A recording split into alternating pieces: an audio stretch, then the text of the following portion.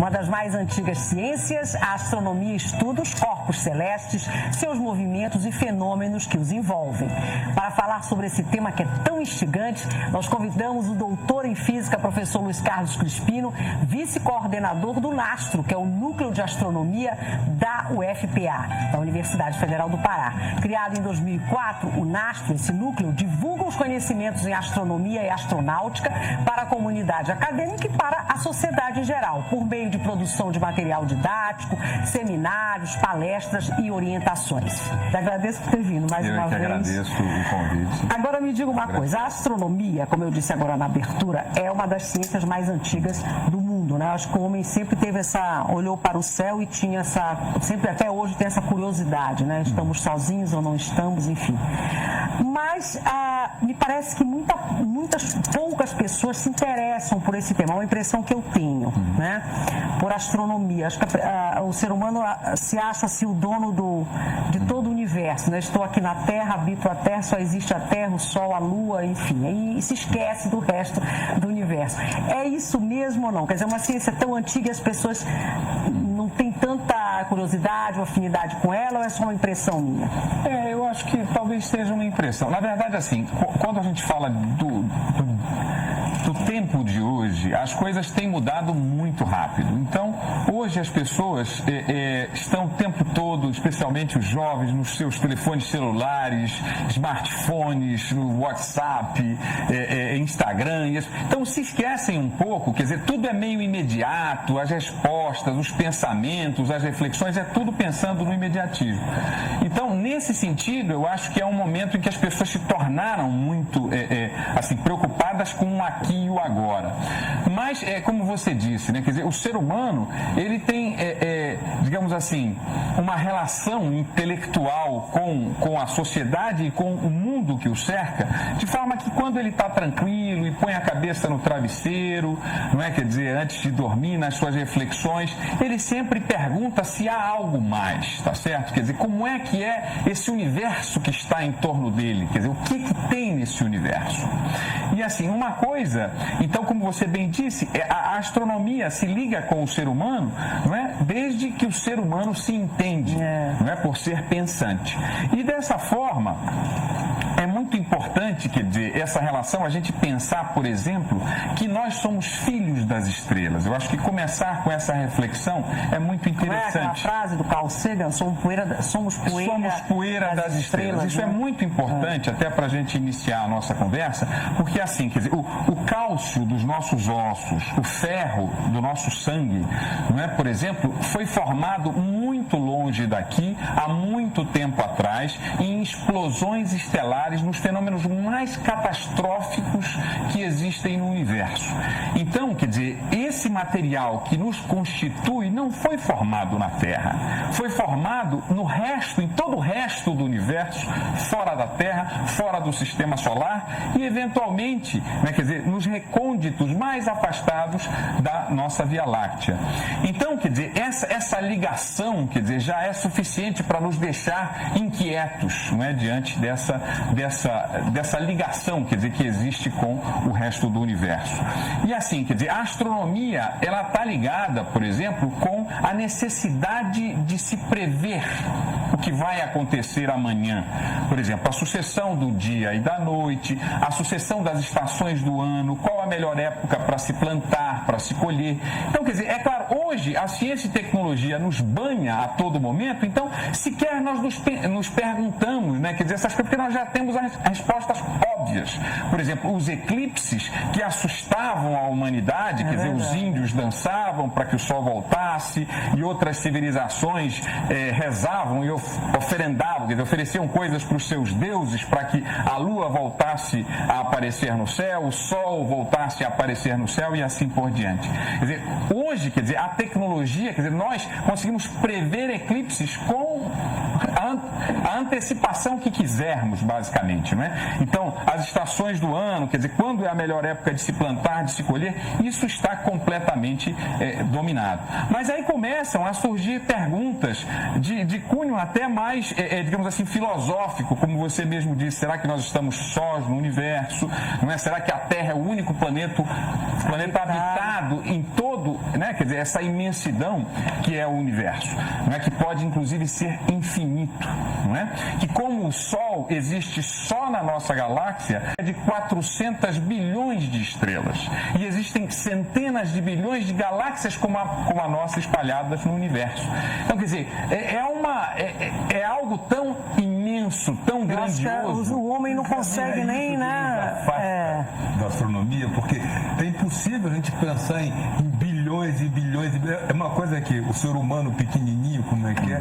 Eu acho que é o contrário, a gente não se acha dono, a gente tem medo. Da Terra, você acha? De saber. De saber o que. Aí acha melhor ficar só achando que só tem a Terra mesmo. É melhor eu achar que o eclipse é causado por um Deus ou por uma entidade do que saber exatamente, né?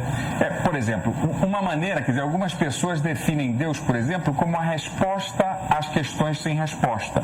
Isso vai ao encontro do que você acabou de falar no seguinte sentido, quer dizer, é muito mais fácil, quer dizer, quando você não tem uma resposta, você atribui. E os cientistas não. Os cientistas, eles gostam de encontrar as respostas, né? E o interessante sobre o nosso universo é que ele é tão imenso quando cresce, quanto é imenso quando diminui. Então, por exemplo, o átomo tem esse nome porque se cria que era uma coisa indivisível. Aí depois o ser humano descobre, que o átomo, ele não é indivisível, ele é composto por prótons, por elétrons e por nêutrons. Hoje se crê, tá certo, que os próprios prótons e nêutrons são constituídos por partículas e assim por diante. Quer dizer, obviamente, o que diferencia o ser humano dos outros seres que estão no planeta Terra, por exemplo, é essa capacidade de se questionar e de responder aos seus questionamentos. Então, isso é algo muito importante. Quer dizer, o que muitas vezes preocupa a nós todos, cientistas, não é? Quer dizer, e deve preocupar a raça humana, sim, o seu futuro, é que esse imediatismo do nosso cotidiano, do nosso dia a dia, nos faça desprezar esses questionamentos mais profundos e nos concentrar naquilo que vai acontecer no minuto seguinte, na hora seguinte. Então, e a gente tem que perceber que o nosso próprio futuro depende da nossa evolução em termos de ciência e tecnologia, porque, por exemplo, pode ser que a Terra deixe de ser habitável num futuro mais ou menos próximo. E aí? A raça humana vai se extinguir ou nós teremos capacidade de construir colônias espaciais, nos transferir para outros planetas, por exemplo, até mesmo para a Lua, colônias na Lua e assim por diante.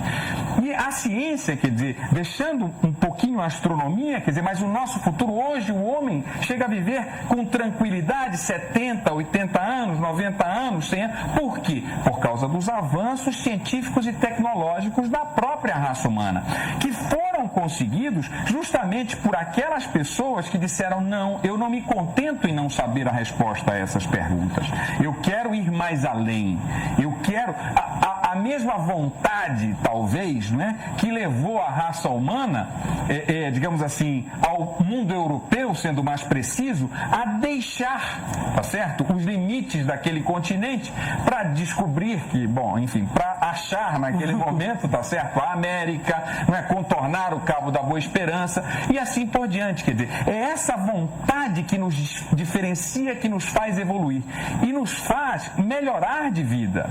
Quer dizer, e essas coisas muitas vezes acontecem por acaso, não é? Essas descobertas, essas evoluções acontecem por acaso. Mas você acha isso que o Serginho falou? Quer dizer, que foi o contrário do que eu disse, que a gente, por achar que o universo universo é tão grande, tão maravilhoso, e a gente é só uma poeirinha. Sim. A gente não quer nem saber e prefere dizer, não, eu estou aqui na Terra, é só a Terra, o Sol, a Lua e alguns planetas aqui mais perto. É isso mesmo? Você acha que as pessoas, e por isso não...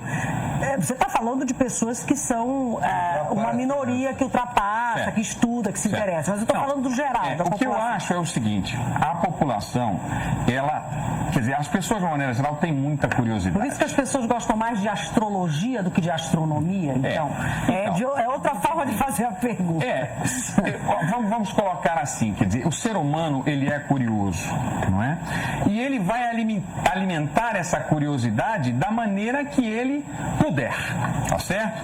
Então, existe um pouco, quer dizer, o que é fácil, o que é direto, muitas vezes atrai, não é? Porque a gente responde às coisas, a gente precisa satisfazer essa nossa curiosidade. Do momento em que acordamos até quando dormimos e às vezes além nos nossos sonhos, nós estamos buscando satisfazer essa nossa curiosidade.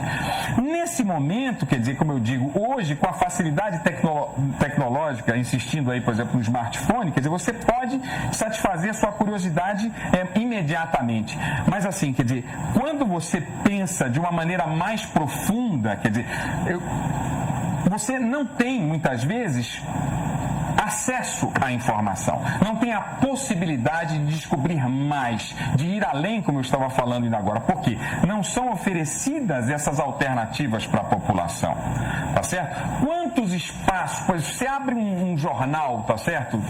Normalmente, quer dizer, quantas notícias sobre ciência e tecnologia há comparadas com as notícias de assassinato, morte, rapto, etc., né? E tantas coisas mais, né? Quer dizer, o quanto, e aí isso é muito importante, né? Porque nós temos aqui também o Geraldo que trata com essa parte de difusão e popularização da ciência e tecnologia. Isso é fundamental. Um país vai se desenvolver, uma raça vai se desenvolver se for capaz de difundir e popularizar a ciência e tecnologia de forma que as pessoas deixem de agir com base nas suas crenças, simplesmente, e passem a agir conforme aquilo que realmente é melhor para elas, enquanto raça, enquanto humanidade, enquanto sociedade. É para isso que foi criado o NASTRO na UFPA? Exatamente. Quer dizer, esta e outras iniciativas, mas hoje o NASTRO, estamos falando aqui, quer dizer, o Núcleo de Astronomia da Universidade Federal do Pará, veio justamente para oferecer essa possibilidade, tornar acessível a astronomia para a população. Então, o NASTRO, que hoje é coordenado pelo professor Francinei Palheta, que esteve aqui, na verdade, no programa falando sobre o meteorito há algum tempo atrás. Exatamente. Você estava aqui, Sérgio? Exatamente. Então, o NASTRO, ele oferece, por exemplo, todas as quartas, seminários e observações astronômicas do céu. Belém é às vezes ingrata, sabe, para nos mostrar o céu. Então a gente já tem uma alternativa, a gente projeta o céu da noite se a natureza não permitir fazer isso, né, espontaneamente. Isso é lá no planetário. Não. Então essas atividades são dentro da Universidade Federal do Pará. O planetário é um parceiro, tá certo, nessas atividades de difusão e popularização da astronomia, mas o NASTRO, ele existe dentro da Universidade Federal do Pará, oferecendo às quartas-feiras observações astronômicas. O mais importante, recebe escolas e grupos de pessoas todos os dias para apresentá-los à astronomia e prepara jovens para as Olimpíadas Brasileiras de Astronomia e Astronáutica. Nossa escola de astronomia tem no Brasil? Então, você estuda, a maior parte, digamos assim, dos astrônomos que existem no Brasil, obviamente, a imensa maioria, são astrônomos amadores, sem um curso formal. Mas existe, no Rio de Janeiro e em São Paulo, graduação em astronomia, só nesses dois estados. Portanto, se a pessoa quiser fazer uma faculdade em astronomia, ela vai fazer no Rio de Janeiro ou em São Paulo. E a pós-graduação, mestrado e doutorado, também nesses dois estados. Só. Mas veja bem, a astronomia, ela, na verdade, por estudar os astros, não é? Quer dizer, ela mistura um pouco de física, ela mistura um pouco de química, tanto que a maior parte das pessoas, dos astrônomos profissionais, pessoas que se preocupam hoje com o estudo da astronomia, elas têm outra formação, principalmente a de físicos. Que é o seu caso. Que é o meu caso. Deixa só eu mostrar imagens que a gente tem do nastro, do núcleo, aí a gente volta, porque já tem pergunta telespectador para você. Desvendar os mistérios do universo, pois um projeto do curso de Física da UFPA tem proporcionado isso aos alunos do ensino fundamental e médio. Toda semana, crianças e adolescentes se reúnem com os integrantes do Núcleo de Astronomia em forma de brincadeira séria, aprendem temas e conceitos voltados à astronomia e astronáutica, bem como a relação da ciência com a física, química, história. Além das aulas, o Núcleo realiza seminários e palestras, além de confeccionar quase todo o material didático usado. Os alunos são incentivados a participar de concursos nacionais sobre o tema e a recompensa não vem só nas medalhas e troféus, mas no conhecimento adquirido. Interessante. Aí está, só para a gente firmar, né, dizer mais uma vez, para quem não reconheceu a voz maravilhosa do Walter Bandeira, mostrando mais um pouquinho sobre o núcleo, né, sobre o nastro, complementando o que você falou aqui. Né? Exatamente, porque na verdade você vê o quanto, na verdade esse vídeo é interessante porque ele fala da riqueza das atividades, da pluralidade das atividades que nós desenvolvemos lá. Além da formação, quer dizer, você vê eles brincando num joguinho, a amarelinha do céu, que é uma amarelinha com as constelações, que a criança tem que saber o nome da constelação, além de jogar a pedra, aquela pescaria com objetos astronômicos. Isso foi feito pelos meninos lá do nastro. Hoje já são professores das escolas de Belém, alguns estão fazendo mestrado, outros doutorado, né? E aquelas crianças ali, quer dizer, desse vídeo já devem estar ali cursando o final do seu ensino fundamental, ensino médio. Quer dizer, então são pessoas que eu tenho certeza que levaram para sempre essa lição do aprendizado, dessa conexão com o universo, não é? De todos os conhecimentos que eles adquiriram lá. E é um negócio interessante porque é uma atividade extremamente gratificante. Nós começamos atendendo dezenas de pessoas e hoje o público médio, que a gente em parceria com a SECT, não é? A gente consegue envolver em cada um desses projetos, no nastro em particular, mais de 20 mil pessoas, através das mostras de ciência e tecnologia que são realizadas, né? Tecnologia e cultura. Aí a Secretaria faz essa parceria. Então isso é muito importante, quer dizer, a gente deu um salto de dezenas para dezenas de milhares de pessoas. Um salto não astronômico, mas quase, não é? Quase. Já que estamos proporcionalmente as mostras, o nastro acompanha todas as mostras pelo interior do estado. As mostras feitas pela Secretaria. A atividade é constante. Isso é constante. Então, esses trabalhos, isso serve também para a formação dos estudantes. Então, por exemplo, esses joguinhos que são, né, ingênuos, né, mas resultam em trabalhos apresentados em encontros de ensino de astronomia, que muitas vezes viram trabalhos de conclusão de curso e, eventualmente, até dissertações de mestrado, tese de doutorado nessa parte de ensino de astronomia. Então, quer dizer, na verdade, dizer, só tem 2 cursos de graduação em astronomia do Brasil, mas cursos de física existem espalhados pelo Brasil inteiro, como, por exemplo, o nosso, que já temos, inclusive, doutorado em física aqui na Amazônia, que é o único em toda a região norte, né, o primeiro de toda a região amazônica. Então, realmente, quer dizer, essa oportunidade, quer dizer, por isso que, paralelamente a essas atividades, né, hoje eu estou como coordenador da pós-graduação, mas, quer dizer, paralelamente a isso, continuamos sempre desenvolvendo essas atividades que vai pegar o jovem, o adolescente, porque aí é que está o futuro da nossa Amazônia. Isso é muito importante. Não é porque nós vamos ter essa postura contemplativa com o desenvolvimento do país e do mundo, ou nós seremos participativos, não é? E isso é fundamental, porque, quer dizer, na verdade, a situação, por exemplo, extrativista, exportadora do produto bruto, não é? Está diretamente relacionada com isso. Quer dizer, a Amazônia, essencialmente, o que ela faz? Ela exporta matéria-prima, não agrega basicamente nenhum valor. Aí porque vamos falar dos editais, né, no próximo bloco. Exportam para nós, ainda tem mais isso. Então isso está diretamente ligado com o desenvolvimento de ciência e tecnologia. Veja como isso a gente pensa, não é? Mas está tudo conectado. Exatamente, esses editais são extremamente importantes. O telespectador tem pergunta para você. Pois não. O Alexandre Ribeiro queria saber justamente sobre os projetos, mas você acabou respondendo. E a gente tem uma pergunta do Raimundo Neto. Ele pergunta como a astronomia dialoga com conhecimento religioso. Então, quer dizer, veja, eu acho que assim, ciência e religião, elas podem coexistir de uma maneira extremamente harmônica. Por exemplo, quando a gente fala em ciência, cientista, todo mundo lembra do Einstein, né? Einstein era religioso, quer dizer, cria em um ser superior, acreditava em um ser superior e assim por diante.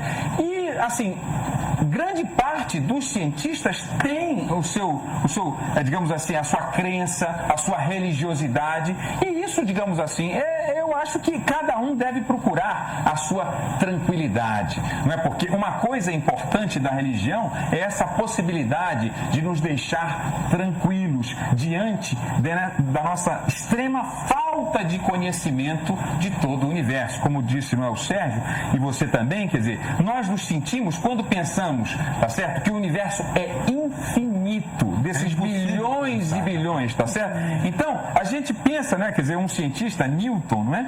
Ele dizia, eu me sinto brincando na areia diante do vasto oceano cósmico e me dou por feliz ou felicíssimo quando encontro uma concha mais bonita, uma pedra mais redonda, não é? E nem cheguei a molhar meus tornozelos, ou se tanto molhei meus tornozelos, quer dizer, tudo ainda está diante de nós. Mas veja, o nosso futuro depende disso, e aí nós não podemos esquecer. Da mesma forma como o futuro da Amazônia depende de nós nos transformarmos em pessoas que tenham um papel importante no desenvolvimento da própria Amazônia, ao agregar valor, ao invés de explorar madeira bruta, exportar o móvel, ao invés de explorar a bauxita, ter uma indústria que trate a bauxita aqui mesmo, por exemplo, o alumínio, etc. Quer dizer, essa mesma atitude, quer dizer, falando em termos de Amazônia, se pensar em termos de toda a raça humana, quer dizer, essa necessidade de nós participarmos do desenvolvimento humano, conhecendo a ciência, conhecendo as possibilidades que a tecnologia nos dá, para que nós, então, possamos cuidar de nós mesmos, porque a longo prazo, como eu disse, quer dizer, a Terra é um planeta finito, com um tamanho finito, não é? Com recursos naturais finitos, renováveis, existe uma grande possibilidade, se nós soubermos nesse sentido. Mas porque em si só a Terra é um planeta finito, não em recursos renováveis, falando como planeta, como sistema, por que é finito? O que a astronomia já descobriu, já tem de resposta para isso? Então, eu vou pegar uma carona no que você disse, e aí você depois me diz se eu respondi a sua pergunta. Mas, assim, por exemplo, existem planetas girando em torno dessas bilhões e bilhões de estrelas por aí? A resposta é sim, tá certo? Então, já se descobriram exoplanetas, que é o que a gente chama, né? São os planetas fora do sistema solar. Então, já existe mais de uma centena de planetas localizados fora do sistema solar. Não há qualquer confirmação ou indício de vida nesses planetas, porque ainda realmente está muito ainda distante da nossa capacidade de exploração tecnológica isso. Mas, quer dizer, não se pode descartar essa hipótese. Nós entendemos que tem a então, ainda tem isso. Exatamente, ainda tem mais isso, não é? Quer dizer, e aí os apaixonados pela ficção científica se encarregam de dar asas à sua e à nossa imaginação também. Então, quer dizer, agora, isso realmente já faz, num certo sentido, parte da nossa realidade e vai fazer cada vez mais no futuro. Não é? Quer dizer, essa possibilidade, porque como eu disse para você, né? Quer dizer, essa capacidade, por exemplo, uma coisa importante, voltando a essa questão do meteoro, por exemplo, né? Do meteorito que atinge a superfície da Terra, etc., pode ser que um desses meteoros, por exemplo, que estão aí pelo sistema solar, atinja a Terra e cause a extinção da vida do planeta se nós não formos rápidos o suficiente para explodi-lo antes dele atingir a Terra ou fugir depois que ele atingiu, se não for o caso, mas fugir para onde? Então, quer dizer, isso parece meio futurista, entende? Mas pode acontecer um dia. Então, quer dizer, enquanto eu acho que seres humanos, nós temos que pensar que não é só isso, tá certo? Quer dizer, não é só essas possibilidades que são remotas, mas, por exemplo, hoje dá para pensar em viver hoje, não é sem uma ressonância magnética, não é uma tomografia computadorizada. Isso é ciência e tecnologia. Pois dá para pensar em viver sem internet? É impossível. E a internet foi inventada, ou a www, se você preferir, para ser mais preciso, foi inventado dentro de um laboratório de física, tá certo? Que os caras queriam fazer comunicação entre diferentes computadores que estavam ali em diferentes ambientes daquele laboratório. Professor, estou acelerando um pouquinho porque tem que passar para o doutor Geraldo. Vai haver alguma, ou está havendo alguma programação especial no NASTRO para comemorar esse dia, não? Então, o NASTRO, como eu disse para você, ele funciona diariamente recebendo escola. Então, nós temos hoje a nossa agenda... Lá na UFPA, Campus Guamá. Campus do Guamá. Então, quer dizer, é importante, até se você me permite, divulgar o telefone, pode dizer. Não é, que é o 3201-7889, 3201-7889. Se você quiser nos visitar, agendar uma visita com um grupo de pessoas, trazer a sua escola, nós sempre tivemos e sempre teremos imenso prazer em receber os nossos visitantes. Então, quer dizer, a gente, como disse para você, estamos em plena atividade, não é? E teremos o maior prazer em receber. Quer dizer, o que eu queria dizer para você é o seguinte: você ao olhar num telescópio, terá talvez as mais belas visões da sua vida. Por exemplo, eu não me esqueço quando vi Saturno pela primeira vez. Saturno é aquele planeta que tem os anéis. Os anéis maravilhosos. É fantástico. Quer dizer, aquilo é absolutamente comovente. Quando você olha no céu, um pontinho borrado, e você vai com o telescópio e resolve isso em centenas, milhares de estrelas, isso é indescritível. Quer dizer, essa sensação, quer dizer, essa conexão com o universo é algo fantástico. E isso está relacionado com a própria maneira do ser humano de encarar aquilo que está em volta dele. Como, por exemplo, a gente achava... Você... Eu tenho que te interromper para você concluir agora. Por exemplo... Então, por exemplo, a gente achava, não é, que tudo girava em torno da Terra, né? O famoso antropocentrismo, não é? Quer dizer, o se você quiser. Aí vem Galileu e diz: não, senhor, olha, existe o planeta Júpiter, em torno do qual giram satélites em número maior até do que os satélites da Terra, que só tem um, que é a Lua. Pois é, a gente poderia ter mais satélites, ia ser tão lindo, né? É verdade, mas elas podem ser vistas no telescópio, inclusive nos telescópios do NASCAR. E o nosso exatamente. Então nós temos um par, talvez nós temos uma coleção, não diria a maior, porque não tenho certeza absoluta, mas talvez a maior e melhor coleção de telescópios disponível na Amazônia, então, está lá no NASCAR. Lá no NASCAR, no Núcleo de Astronomia da Universidade Federal do Pará, lá no campus do Guamá. Eu tenho que interromper você, é uma pena, porque esse assunto é maravilhoso, eu adoro, você adora também, logicamente, está todo mundo vendo. Mas te agradeço muito por você ter vindo. Deixa eu só avisar o telespectador que você só vai ficar nesse bloco. Você vai sair daqui a pouquinho, mas te agradeço muito. Eu viu? O professor Luiz Carlos Crispino conversou conosco, é doutor em Física e vice-coordenador do Núcleo de Astronomia da UFPA, que é o NASTRO.